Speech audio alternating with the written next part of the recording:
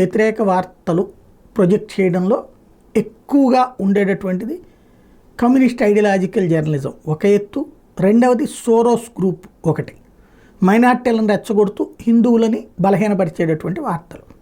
ఇప్పుడు అట్లాంటి వార్త ఒకటి ఇప్పుడు జ్యోతిలో వాళ్ళు వచ్చిన దాంట్లో ఏదైతే అఖాడా పరిషత్ వాళ్ళు మాట్లాడారు, ఉమ్ములేస్తే వాళ్ళు ఉమ్ములు వస్తారు రొచ్చలు పోస్తారు కాబట్టి వాళ్ళని ఎవరిని రానివ్వద్దన్నారు అన్నటువంటి.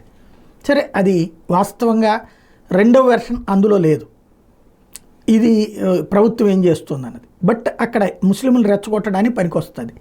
రెండవ వార్త వచ్చేటికి చైనా అద్భుతాలు సాధిస్తుంది, అక్కడ ఉన్నటువంటి ఎడారిలో సోలార్ ఇది పెట్టేస్తుంది, సోలార్ వాల్ తయారు చేస్తుంది, మరో అద్భుతాన్ని సృష్టిస్తుంది. 21,196 కిలోమీటర్ల గ్రేట్ వాల్తో ప్రపంచ దృష్టిని ఆకర్షిస్తున్నటువంటి చైనా తమ దేశంలోని వాయు ప్రాంతంలో కుబుకి ఎడారిలో ఇంకో గ్రేట్ వాల్ నిర్మిస్తోంది.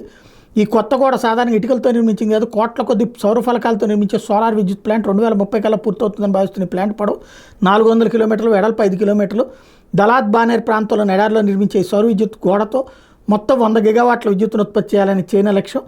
ఇప్పటివరకు 5.42 గిగావాట్ల విద్యుత్ ఉత్పత్తి అయ్యే సౌర ఫలకాలను అక్కడ అమర్చినట్టు డ్రాగన్ దేశం అధికారిక పత్రిక చైనా వెల్లడించింది. ఇక్కడ మనకి రాజస్థాన్లోనూ చేస్తున్నారు, చివరికి ఫ్లోటింగ్ సోలార్ ప్యానల్స్ కూడా నడుపుతున్నారు. అంటే రిజర్వాయర్లో ఉన్న చోట ఆ పైన తేలియాడే సోలార్ ప్యానల్స్ కూడా పెడుతున్నారు.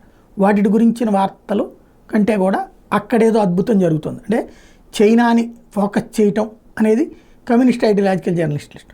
అదే సోరోస్కి సంబంధించినటువంటి వాళ్ళు ఇక్కడ వ్యతిరేకత, ఇవి మన పత్రికల మీద బాగానే ప్రభావం చూపెడుతున్నట్టు కనబడుతున్నాయి.